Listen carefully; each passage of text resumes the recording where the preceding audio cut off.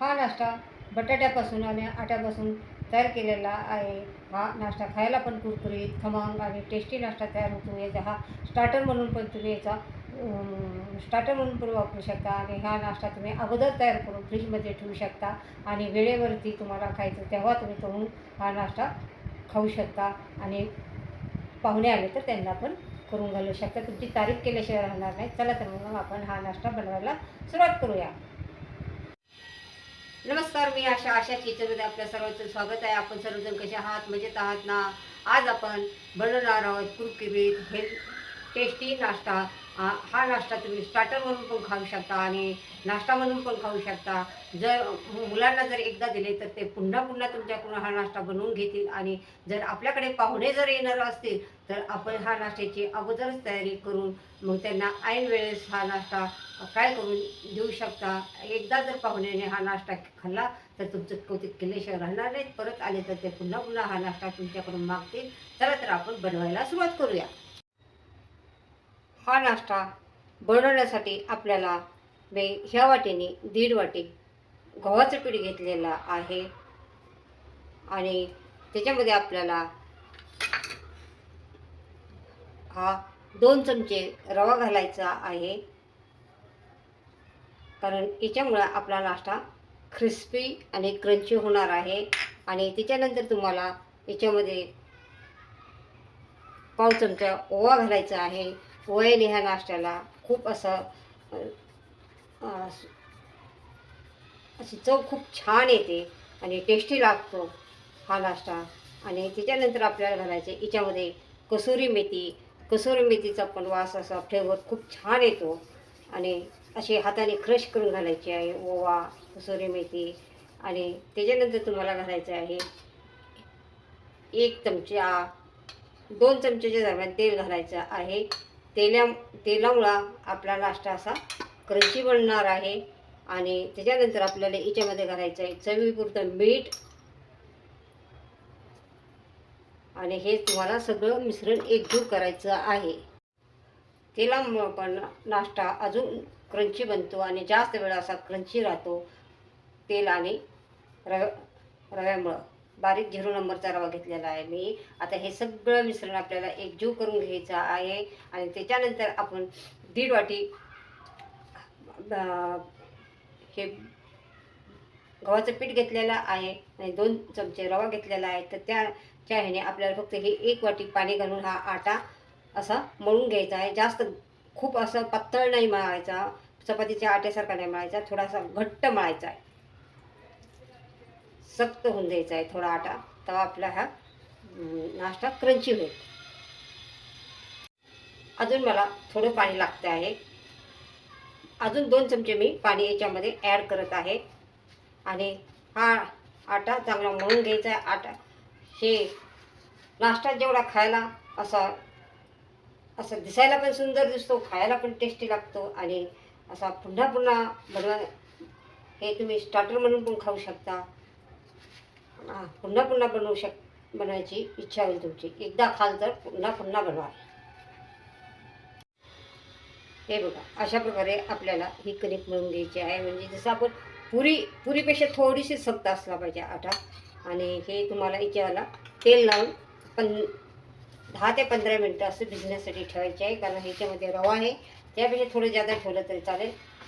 15 ते 20 मिनटं ठेवा, कारण हा रवा फुलण्यासाठी वेळ लागतो आणि रवा फुलल्यानंतर असा नाश्ता असा खूप टेस्टी कुरकुरीत बनतो. आणि मग आता हे आपण हे करून ठेवूया, 15 मिनटं झाकून ठेवूया. मी तुम्हाला 3 मध्यम आकाराचे बटाटे घ्यायचे आहेत. माझे हे छोटे बटाटे आहेत म्हणून मी 4 बटाटे घेतलेले आहेत आणि ते उकळून छिलके काढून घेतलेले आहेत. आता आपल्याला ह्या छोट्या खिसणीवरती हे बटाटे खिसून घ्यायचे आहेत. याच्यामध्ये असे गाठी नाही राहिल्या पाहिजे. हे असं असं पूर्ण असं खिसून घ्यायचं आहे. बघा, मी सगळे बटाटे ह्या खिसणीने खिसून घेतलेले आहेत. त्याच्यामुळे याच्यामध्ये असे गाठी वगैरे असे हाड राहत नाही आहे, हाड तुकडे वगैरे राहत नाही. त्याच्यामुळे हे सगळं खिसून घेतलेले आहेत. आणि आता आपल्याला पुढची तयारी करायची. आता आपल्याला एक कढई किंवा पॅन गरम करायला ठेवायचा आहे. त्याच्यामध्ये आता हे चमच्याने 2 ते 3 चमचे तेल घालायचं आहे. आता तेल तुमच्या आवडीनुसार घालू शकता, तुम्हाला किती लागतं त्याप्रमाणे. याच्यानंतर आपल्याला 1 चमचा मोहरी घालायची आहे. मोहरी हे झाले की जिरं घालायचं आहे. जिऱ्यानंतर आपण 1 चमचा बडीशेप घातलेली आहे. आणि आता हे चांगलं हे झालेलं आहे. त्याच्यानंतर आपल्याला गॅस बंद करायचा आहे. गॅस बंद केल्यानंतर आपल्याला घालायचं आहे आता त्याच्यामधला मसाला. आता आपण घातले 1 चमचा हळद, 1 चमचा लाल. आता तिखट तुम्हाला किती पाहिजे त्याप्रमाणे तुम्ही घालू शकता. मी आता 1 ते 1.5 चमचा लाल तिखट घालते आहे. आणि त्याच्यानंतर घालायचा 1 चमचा गरम मसाला. आता तुमच्याकडे कुठलाही मसाला असू द्या, किचन किंग असू द्या किंवा कुठल्या वेगवेगळ्या प्रकारचा हा आपल्याला गरम मसाला घालायचा आहे. आणि मसाला चांगला, हा मसाला आपल्याला चांगला मिक्स करून घ्यायचा आहे. कारण याच्यामध्ये आपण गॅस याच्यासाठी बंद केला की मसाला आपला करपू शकतो, म्हणून आपल्याला करपून द्यायचा नाही.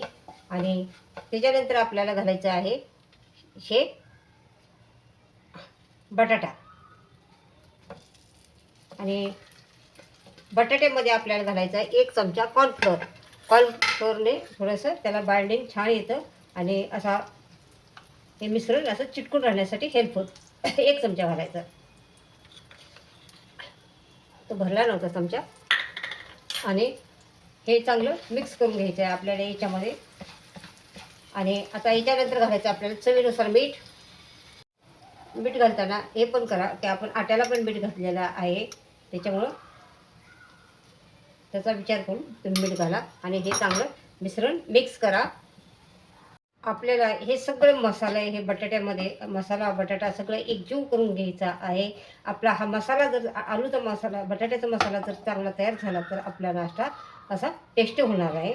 तर बघा, आणि कुठेही याच्यामध्ये डिकली ठेवायची नाही, गाठ नाही झाले पाहिजे. हां, हे बघा कुठेही गाठी नाही आहे त्या. बघा कसा असा मसाला तयार झालेला आहे. अशा प्रकारे तुम्हाला मसाला हा तयार करून घ्यायचा आहे. माझ्या मसाल्यामध्ये कुठेही तुम्हाला गाठ दिसत नाही. हे पहा. आता मी प्लेटमध्ये बटाट्याचा मसाला असा तयार करून घेतलेला आहे. कुठेही या मसाल्यामध्ये गाठी नाही आहेत. आणि असा आता थंड झालेला आहे. आणि जेवढा मसाला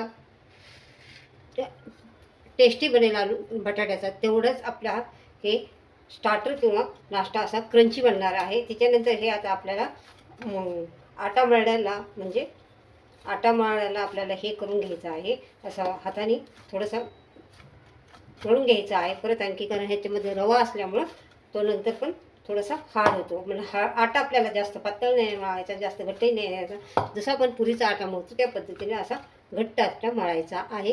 त्याच्यानंतर मी आता याचे 2 भाग करत आहे.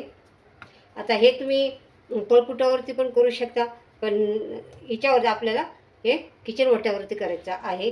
किंवा तुमच्याकडे लांब असं मोठं जर पळपूट असेल तर पळपुटावरती करू शकता. माझ्याकडे छोटं पळपूट आहे, त्याच्यामुळे त्याच्यावरती होणार नाही. हे पहा, आता मी असं लाटून घेतलेलं आहे. असे एवढे थिकनेस पाहिजे की आपण चपाती म्हणजे जास्त पातळ नाही आहे, पण असं थोडीशी चपातीसारखी आपल्याला लाटून घ्यायची आहे. बघा अशाप्रमाणे पूर्ण सेट लाटून घेतलेला आहे. आकार पण त्याचा बघा अंडाकृती केलेला आहे.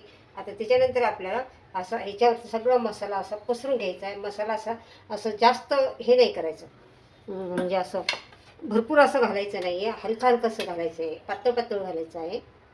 आपल्या मसाल्याचा कलर पण किती छान आलेला आहे ना. मसाला टेस्टी झाला तर आपलं हे आलू पण हे पण टेस्टी असं हलकं पातळ पातळ पातळ असं सगळीकडे पसरून घ्यायचं आहे आपल्याला हे.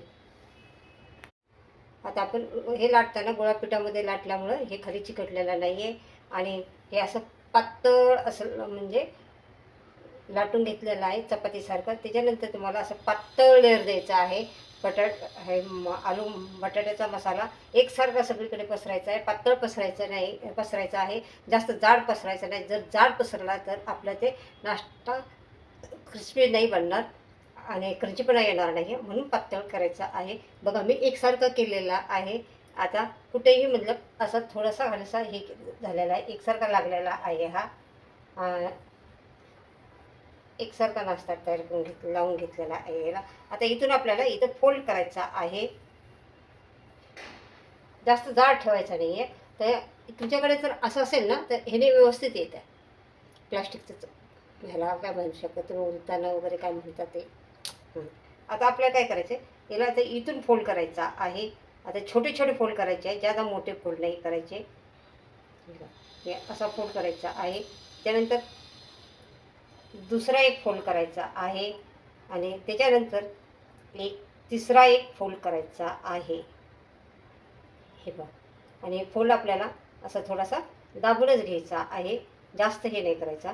आणि याच्यानंतर आपल्याला हे इथून कट करून घ्यायचं आहे. आता आपल्याला हे मधून इथून कट करून घ्यायचं आहे. असे 3 ते 4 रोल आपल्याला करून घ्यायचे याचे. बघा हे बघा. आणि आता परत आपल्याला असे रोल करायचा आहे याचा.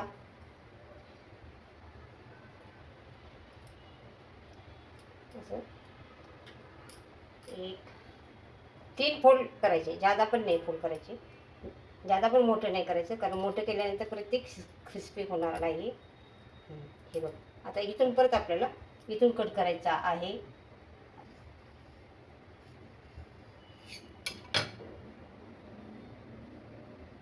त्यानंतर परत याचे रोल करायचा आहे. आता आपल्याला याच्यावरती थोडंसं काळं तीळ लावायचे आहे. आणि आता तुमच्याकडे कलुंजी असेल तर तुम्ही कलुंजी लावू शकता, माझ्याकडे नाही आहे. थोडे सफेद तीळ लावायचे आहेत, त्याच्यामुळं असं नाश्ता आपल्याला दिसायला खूप असा मस्त वाटतं. थोडंसं हलकीशी कोथिंबीर तुम्हाला त्याला चिटकायची आहे आणि असं थोडंसं दाबायचं. हे बघा, आता मी हे सगळं नाश्ता तयार करून घेतलेला आहे. आता याला कोथिंबीर लावून आपल्याला तळायचं आहे. तीळ, काळे तीळ, सफेद तीळ आणि कोथिंबीर लावून आपल्याला अशा प्रकारे पांढरे तीळ, काळे तीळ आणि धनिया लावून घ्यायचा आहे. काळे तिळाच्या जागेवरती तुमच्याकडे कलुंजी असेल तर तुम्ही कलुंजी लावा, माझ्याकडे नव्हते म्हणून मी काळे तीळ लावले. त्याच्यामुळे हे नाश्त्याला क्रंचीपणा पण, तिळामुळे क्रंचीपणा जास्त येतो आणि दिसायला पण खूप सुंदर वाटते. बघा किती छान दिसतं हा नाश्ता. दिसायला एवढा सुंदर तर खायला कसा लागत असेल, विचार करा बरं. आणि व्हिडिओ तुम्ही अर्धा अर्धा पाहू नका, संपूर्ण व्हिडिओ पहा, तेव्हा तुम्हाला काय रेसिपी आहे ते समजेल. ही बाजू आपल्याला अशी चांगली खरपूस भाजून घ्यायची आहे. तर याच्या बाजूला आटा आहे आणि ही बाजू अशी याच्यावरती बटाटा आहे. तर याला जास्त हे करायचं नाही आहे, खालच्याच बाजून ज्याला असा आलटून पलटून आपल्याला आता टाकल्यानंतर थोडा वेळ सेट होऊन द्यायचं आहे. त्याच्यानंतर आलटून पलटून असं दोन्ही बाजूनी चांगलं फ्राय करून घ्यायचं आहे. आपल्या कच्च्या बटाट्याचा नाश्ता तयार आहे. ह्याला तुम्ही स्टार्टर पण म्हणू शकता. आणि बघा कसे खूप असे क्रंची झाले आहे, क्रंची. आज आपण उकडलेल्या बटाट्यापासून आणि आट्यापासून बनवला आहे असा कुरकुरीत आणि खमंग नाश्ता. आणि याला तुम्ही स्टार्टर पण बनवू शकता. आणि हा व्हिडिओ तुम्ही संपूर्ण पहा. अशाच किचनची रेसिपी पाहत राहा, लाईक करा, सबस्क्राईब करा, कमेंट करा. पुन्हा भेटू नवीन रेसिपी करू. चला बाय.